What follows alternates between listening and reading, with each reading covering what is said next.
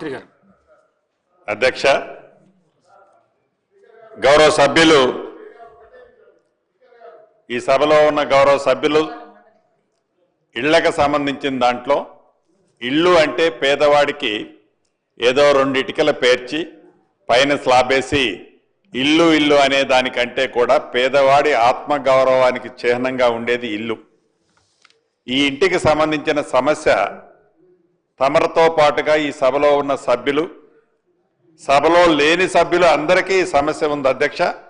ఇప్పుడు ఈ సభలో మీ అనుమతితో మిర్యాలగూడెం శాసనసభ్యులు లక్ష్మారెడ్డి గారు, సాగర్ శాసనసభ్యులు జైవీర్ రెడ్డి గారు, రామగుండం శాసనసభ్యులు రాజ్ ఠాకూర్ గారు, ఆలేరు శాసనసభ్యులు ఐలే గారు, అదే రకంగా కల్వకుర్తి శాసనసభ్యులు కసిరెడ్డి నారాయణ రెడ్డి గారు, పాల్వాయి హరీష్ గారు, గండ్ర సత్యనారాయణ గారు, సూర్యనారాయణ గారు, పాయం వెంకటేశ్వరరావు గారు, దానం నాగేంద్ర గారు, ఇలా 10-11 మంది వారి అదే రకంగా రాకేష్ రెడ్డి అన్న చివరిలో కొట్లాడి మైక్ తీసుకున్నారు.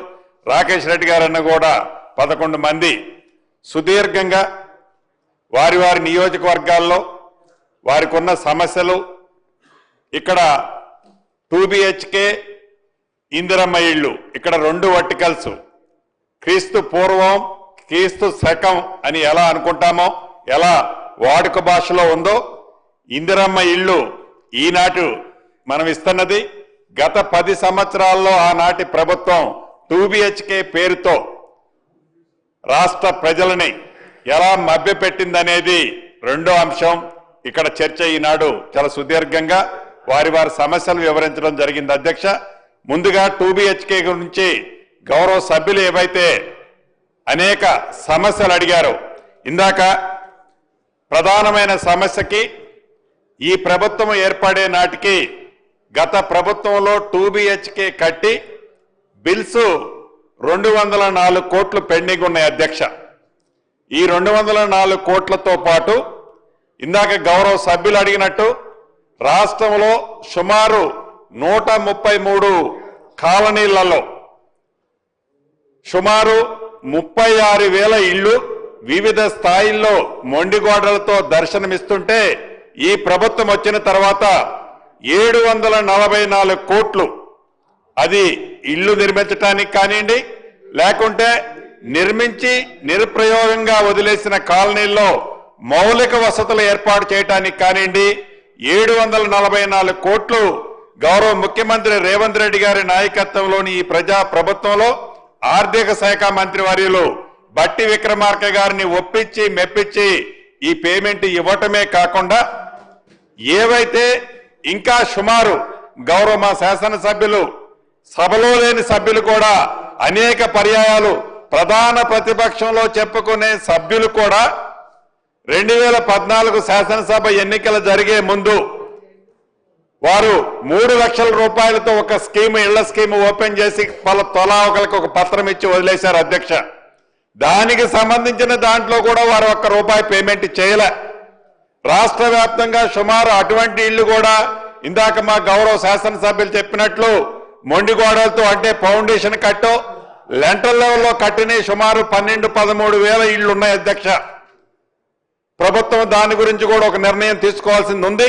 తప్పకుండా దాని గురించి కూడా రాష్ట్ర వ్యాప్తంగా ఆనాడు 3 లక్షల రూపాయల స్కీమ్లో కట్టిన ఇళ్లు ఫౌండేషన్లు ఏవైతే వేసి ఉన్నాయో అవి పేదవాళ్ళు అయి ఉంటే ఆనాడు ప్రభుత్వం కేవలం పింక్ కలర్ షర్టులు తొడుక్కున్న వాళ్ళకి ఇందాక మిత్రులు రాకేష్ రెడ్డి గారు చెప్పినట్టు కేవలం పింక్ కలర్ షర్టు ఉన్న వాళ్ళకే ఇచ్చారు అధ్యక్ష. ఎవరికి ఇచ్చారనేది ఇప్పుడు నేను విమర్శించడం కాదు అధ్యక్ష. కానీ ఆ 12,000 ఇళ్లు అర్హులైన పేదవాళ్ళు అయ్యి ఫౌండేషన్ స్థాయిలో ఉండి ఉంటే తప్పకుండా గౌరవ ముఖ్యమంత్రి గారిని సహచార కేబినెట్ మంత్రుల్ని ఒప్పించి వాటికి కూడా పేమెంట్ ఇచ్చే కార్యక్రమం ఈ ప్రభుత్వం పాజిటివ్ గా బేసిజాలుగా పోకుండా చేపట్టడం జరుగుద్దని కూడా ఈ సభ ద్వారా, ఈ సభలో లేని పెద్ద మనుషులకి అనేక పర్యాయాలు వారు నాకు ఫోన్ చేస్తుంటారు అధ్యక్ష, చూడగా కొద్దిగా అది ఒక్కటి క్లియర్ చేసి పెట్టవే అని.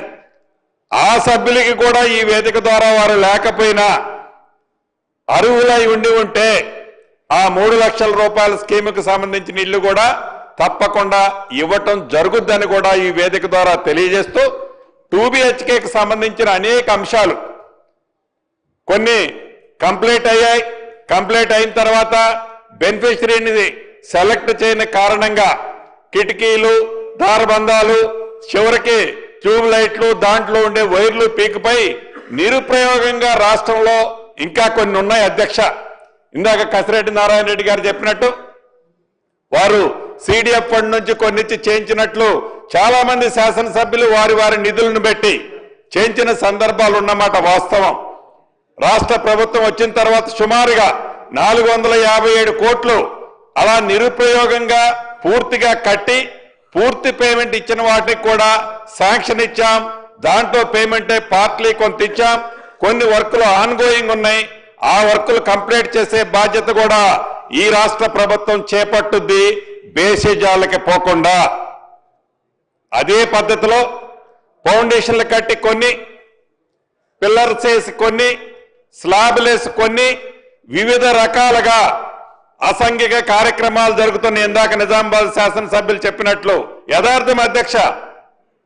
ప్రభుత్వం అది వారి సొంత ఆస్తిలాగా ఆనాడు పేదవాడి కష్టంతో ప్రభుత్వానికి నిధులుంటే, నిధులు వస్తే, ఖజానాకు డబ్బు వస్తే ఆ డబ్బుని మళ్లీ పేదవాడికి ఆత్మగౌరవానికి చిహ్నంగా ఉండే ఇల్లు ఇస్తామని చెప్పిన ఆనాటి పెద్ద మనిషి చివరికి వారి దత్తత తీసుకున్న వాసాల మర్రి కూడా ఇందాక మిత్రులు చెప్పినట్టు శాసనసభ్యులు ఆలేరు శాసనసభ్యులు చెప్పినట్లు వారి వాసాల మర్రిలో ఇచ్చిన హామీని కూడా నెరవేర్చకపోతే ఆ పక్కనే గౌరవ ముఖ్యమంత్రి గారు ఒక సభకు వెళ్ళినప్పుడు నాకు సూచనలు చేసి తప్పకుండా వారు ఎలా నిర్వహించలేకపోయారు, ఈ ప్రభుత్వమైన 2BHK కడదామని చెప్పి కట్టించిన మాట ముమ్మాటికి వాస్తవం అధ్యక్ష. ఇందిరమ్మ ఇళ్ల కార్యక్రమంలో అదే రకంగా ఈ 2BHKకి సంబంధించిన వాటిని ఇప్పటికే ఆదేశాలు ఇచ్చాం. రాష్ట్ర వ్యాప్తంగా అది పట్టణాల్లో కానీ పల్లెల్లో కానీ ఎక్కడ ఉన్నా అసంపూర్తిగా కట్టుకున్న 2BHKలకు సంబంధించిన వాటికి బెనిఫిషరీస్ ని ఫైనల్ చేసి ఏదైతే ఇందిరమ్మ ఇళ్ల కార్యక్రమం ద్వారా ప్రతి పేదవాడికి అర్హులైన వాటికి పార్టీలకు అతీతంగా ఏదైతే ఇళ్లు ఇస్తున్నామో అదే పద్ధతిలో ఇళ్ల స్థలం లేని నిరుపేదలకి ఏదైతే గతంలో ఆ ఇంటికి 50,000 లక్ష రూపాయలు శాంక్షన్ చేసి పేమెంట్ ఇచ్చి ఉంటే ఆ పేమెంట్ పోను మిగిలిన 4 లక్షలు 3 లక్షలు బెనిఫిషరీని ఫైనల్ చేసి ఆ బెనిఫిషరీకి విడతల వారీగా ఇల్లు కంప్లీట్ అయ్యే లోపు ఆ పేమెంట్ ఇచ్చే కార్యక్రమాన్ని చేపట్టాలని రాష్ట్ర కేబినెట్ లో కూడా ఇన్ఫార్మల్ గా డెసిషన్ తీసుకోవడం జరిగింది అధ్యక్ష. దాన్ని తప్పకుండా నిరుప్రయోగంగా కొన్ని నిధులు ఖర్చు పెట్టి ఎక్కడైతే అసాంఘిక కార్యక్రమాలు జరుగుతున్నాయని గౌరవ శాసనసభ్యులు అనుకుంటున్నారో వాటన్నిటినీ పేదవారికి రాబోయే కొద్ది రోజుల్లోనే ఇచ్చి సెలక్షన్ చేసి వారే కట్టుకునే విధంగా బెనిఫిషరీ ఆ బ్యాలెన్స్ వర్క్ కట్టుకునే విధంగా ఆ బ్యాలెన్స్ వర్క్ కి ప్రభుత్వం ఇచ్చే 5 లక్షల్లో బ్యాలెన్స్ డబ్బులు ఇచ్చే కార్యక్రమాన్ని ఈ ప్రభుత్వం చేపట్టడం జరుగుతుంది అధ్యక్ష. అదే రకంగా దానం నాగేంద్ర గారు కానీ ఇంకా అనేక పట్టణాల్లో మిత్రులు మిర్యాలగూడ శాసనసభ్యులు లక్ష్మారెడ్డి గారు అడిగినట్లు సుమారు 14 కాలనీలు, ఆ కాలనీలో పేదవాళ్ళు ఉన్నారు. ఆ పేదవాళ్ళకి ఇళ్ల స్థలం లేదు. ఇళ్ల స్థలం లేకపోతే మనం ఇచ్చే స్కీము ఏదైతే మొదటి విడత రాష్ట్ర వ్యాప్తంగా 4.5 లక్షల ఇళ్లు ఇస్తూ ప్రతి ఇంటికి 5 లక్షల రూపాయల చొప్పున 22,500 కోట్లు ఈనాడు ఈ కార్యక్రమానికి రాష్ట్ర ప్రభుత్వం ఖర్చు పెట్టడం జరుగుతుంది అధ్యక్ష. సుమారు ఈ ఇందిరమ్మ ఇళ్లలో ఇప్పుడు 3 లక్షల పైగా వివిధ దశల్లో ఇళ్లున్నాయి అధ్యక్ష. నాకు తెలిసి లేటెస్ట్ సమాచారం ప్రకారం 52,000 ఇళ్లు పైచిలకు గోప్రవేశాలు కూడా అయ్యాయని చెప్పడానికి ఈ సభ ద్వారా సంతోషిస్తున్నాను అధ్యక్ష. నాకు తెలిసి మళ్ళీ వర్షాకాలం వచ్చే నాటికి ఏవైతే ఇళ్లున్నాయో ఇందిరమ్మ ఇళ్లు ఇచ్చామో ఆ ఇళ్లు అన్నీ కూడా పూర్తవుతాయని కూడా ఈ సభ ద్వారా ఈ సభలో ఉన్న సభ్యులతో పాటు రాష్ట్రంలో ఉండే ప్రజానికానికి కూడా తెలియజేయడానికి ఈ రాష్ట్ర ప్రభుత్వ పక్షాన సంతోషాన్ని తెలియజేస్తున్నాను అధ్యక్ష. అయితే ఈ 2 BHKకి సంబంధించిన ఇంకా చాలా ఇళ్లు చెప్పారు. టౌన్లకు సంబంధించి హైదరాబాద్ కానీ కట్టి ఎలకేషన్ చేయని వాటిని యుద్ధ ప్రాతిపదిక మీద ఇందాక నాగేంద్ర గారు చెప్పినాయి కానీ ఇతరత్ర యుద్ధ ప్రాతిపదిక మీద తప్పకుండా అర్హులైన పేదవాళ్లకి ఇళ్ల స్థలం లేని వారికి 2 BHK కట్టి నిరుపయోగంగా ఉండి లేకుంటే చిన్న చిన్న రిపేర్లున్నా రాష్ట్ర ప్రభుత్వ పక్షానే వాటిని కూడా రిపేర్ చేయించి మౌలిక వసతులు ఇచ్చి వాటిని ఎలకేషన్ చేయడంతో పాటు అర్బన్ కి సంబంధించిన ఒక పాలసీని GHMC పరిధిలో ఏదైతే నిన్ననే కొత్తగా ఒక పెద్ద మన కార్పొరేషన్ ఏర్పాటు చేసుకోవడం జరిగింది. ఈ పరిధితో పాటు మిర్యాలగూడ, నిజామాబాద్, ఖమ్మం, వరంగల్ ఇలా పెద్ద టౌన్లలో పేదవాళ్ళు ఎవరైతే నివసిస్తున్నారో ఈ నివసించే వారికి ఇళ్ల స్థలం లేని వారికి ప్రభుత్వ స్థలాలు దగ్గరలో ఉన్న ప్రభుత్వ స్థలాలలో గతంలో చెప్పిన విధంగా 3 floors వరకు పర్మిషన్ ఇస్తూ అక్కడ కూడా మిర్యాలగూడ లాంటి ప్రాంతంలో 14 కాలనీలు ఏవైతే మిస్ అయ్యాయో ఇందాక మిత్రులు చాలా మంది ఎవరైతే చెప్పారో అటువంటి ప్రాంతాల్లో అర్బన్ లో కూడా ప్రభుత్వ స్థలాలలో తప్పకుండా ఈ ప్రభుత్వం అక్కడ కూడా పేదవాళ్ళని విస్మరించదు. ఇది పేదవాడి ప్రభుత్వం. వాళ్ళకు కూడా ఇందిరమ్మ ఇల్లు వారి ఆత్మ గౌరవానికి చిహ్నంగా ఉన్న ఇల్లు ఈ ప్రభుత్వం ఇస్తుందని కూడా తమరి ద్వారా గౌరవ సభ్యులకి రాష్ట్ర ప్రజలకు కూడా తెలియజేస్తున్నాను అధ్యక్ష.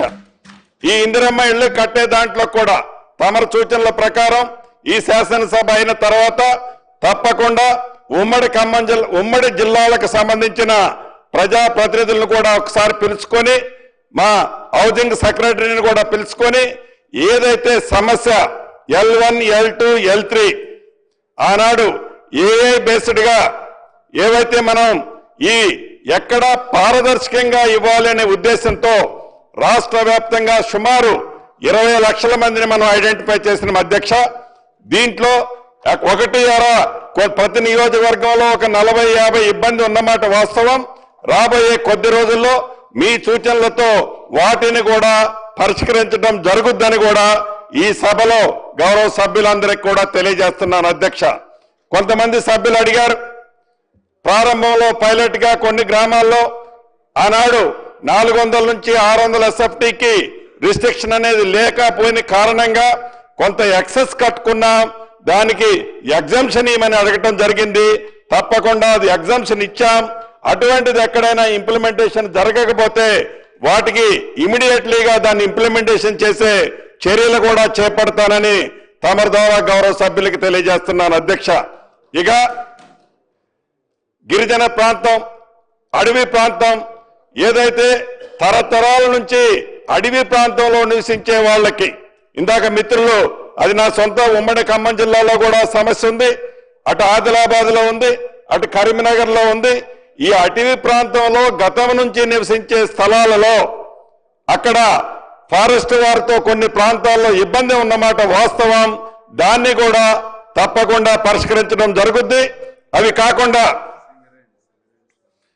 గౌరవ శాసనసభ్యులు సాంబశివరావు గారు అడుగుతున్నట్లు ఈ రాష్ట్రంలో ఉన్న సింగరేణి ప్రాంతాల్లో ఇందాక రాజ్ ఠాకూర్ అన్న కూడా అడిగారు. ఇక్కడికి వచ్చి 76 జీవో ప్రకారం చాలా మందికి ఇంకా మనం పట్టాలు పెండింగ్ ఉన్నాయన్న వాళ్ళకి ఆ పట్టాలు ఇచ్చినట్లయితే వాళ్ళు కూడా ఇందిరమ్మ ఇళ్లు కట్టుకోగలుగుతారనేది తప్పకుండా దాన్ని రాబోయే కేబినెట్ లో గౌరవ ముఖ్యమంత్రి గారికి సహచర మంత్రులకి తెలియజేసి ఆ జీవోను కూడా ఇంప్లిమెంటేషన్ చేసి వారికి కూడా ఇచ్చే కార్యక్రమాన్ని చేపట్టి గ్రామపైన పేదవాడు ఇల్లు ఆత్మగౌరవ చిహ్నంగా అడుగుతున్నమాట వాస్తవం అధ్యక్ష.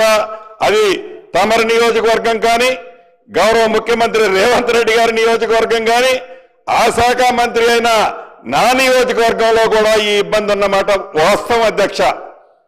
ఇబ్బంది కాదు, అది నిజంగా ముఖ్యమంత్రి రేవంత్ రెడ్డి గారి నియోజకవర్గం కానీ ఆ శాఖ మంత్రి అయిన నా నియోజకవర్గంలో కూడా ఈ ఇబ్బంది ఉన్నమాట వాస్తవం అధ్యక్ష. ఇబ్బంది కాదు, అది నిజం. ఈ ప్రభుత్వం ఇంకా 3 విడతల్లో ఏప్రిల్లో, మార్చి తర్వాత ఏప్రిల్లో మరొక విడత ఇవ్వబోతున్నాం అధ్యక్ష. ఇలా ప్రతి ఏప్రిల్లో విడతల వారీగా అర్హులైన ప్రతి పేదవాడికి ఈ ప్రభుత్వం చిత్తశుద్ధితో ఇల్లిచ్చే కార్యక్రమాన్ని చేపట్టడం జరుగుతుంది.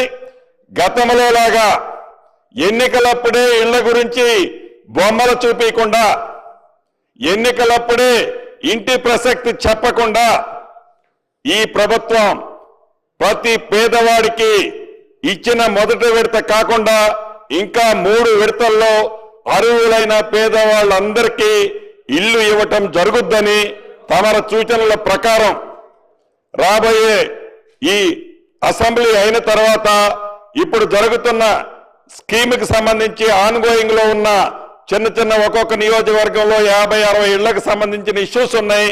వాటన్నిటినీ రెక్టిఫై చేయడంతో పాటు 2BHKకి బేసిజానికి పోకుండా ఏ స్థాయిలో ఇళ్లు కట్టి ఉన్నా వాటిని బెనిఫిషరీని ఫైనల్ చేయించి దానికి రిమైనింగ్ బ్యాలెన్స్ ఆనాటి ప్రభుత్వంలో చేసిన పేమెంట్ పోను, మిగిలిన పేమెంట్ ఇల్లు స్థలం లేని నిరుపేదలకు ఇవ్వటం జరుగుద్దని, అదే రకంగా ఆనాడు ఇందిరమ్మ ప్రభుత్వం అంటే రాష్ట్ర విభజనకు ముందు అది వైఎస్ రాజశేఖర రెడ్డి గారు కావచ్చు, ఆ తర్వాత వచ్చిన ముఖ్యమంత్రులు కావచ్చు, చాలా గ్రామాల్లో ఆనాటి ఇందిరమ్మ ప్రభుత్వం ఉన్నప్పుడే పేదవాళ్ళకి ఇళ్ల స్థలాలు ఇచ్చింది అధ్యక్ష. ఆ ఇచ్చిన ఇళ్ల స్థలాలు ఇందాక మిత్రులు చెప్పినట్టు కొంతమంది ఆ పింక్ కలర్కి సంబంధించిన వాళ్ళు మళ్ళీ రికార్డులు మార్పించుకొని ఆ ఇళ్ల స్థలాన్ని మళ్ళీ వారు వ్యవసాయ భూమిగా మార్చుకున్న సందర్భాలు నా దృష్టికి కూడా కొన్ని వచ్చాయి. అటువంటి స్థలాలన్నిటినీ మళ్ళీ డిమార్కేషన్ చేపించి మళ్ళీ ప్లాటింగ్ చేయించి అక్కడ మీది ఏ పార్టీ అని అడగకుండా అర్హులైన నిరుపేదలు ఇళ్ల స్థలం లేని ప్రతి ఒక్కరికి కూడా అక్కడ ఇవ్వటం జరుగుద్ది. అవి కాకుండా ఇంకా గ్రామీణ ప్రాంతాల్లో ప్రభుత్వ స్థలాలు రెడీమేడీగా ఎక్కడైనా ఇళ్ల స్థలానికి యోగ్యమైన భూములుంటే తప్పకుండా గుర్తిస్తే వాటి మీద కూడా ప్రభుత్వం పాజిటివ్గా ఇళ్ల స్థలాలు ఇవ్వడానికి పాజిటివ్గా స్పందిస్తుందని కూడా తమరి ద్వారా గౌరవ సభ్యులందరికీ తెలియజేస్తూ, చివరిగా మీ ద్వారా సభలో ఉన్న సభ్యులతో పాటు రాష్ట్రంలో ఉండే సభ్యులతో పాటు ఈ సభలో రాని సభ్యులు కూడా తెలియజేయదలుచుకున్న అధ్యక్ష, ఇది పేదవాడి ప్రభుత్వం. ఆత్మగౌరవంగా చూసే ఇందిరమ్మ ఇళ్ల కార్యక్రమంలో తల తాకట్టు పెట్టైనా పేదవాడి ఆత్మగౌరవానికి సంబంధించిన ఈ అంశం విషయంలో ఈ ప్రభుత్వం గౌరవ ముఖ్యమంత్రి రేవంత్ రెడ్డి గారి ఆలోచనలకు అనుగుణంగా, ఫైనాన్స్ మంత్రి బట్టి గారి ఆలోచనలకు అనుగుణంగా ఇందిరమ్మ ఇళ్లు ఇచ్చే కార్యక్రమాన్ని ఎప్పుడు ఏ నిమిషం కూడా సెకండ్ థింకింగ్ థాట్ కూడా ఉండదని తమరి ద్వారా సభ్యులకి రాని సభ్యులకి కూడా తెలియజేస్తూ తమరి అనుమతితో సెలవు తీసుకుంటున్నాను అధ్యక్ష.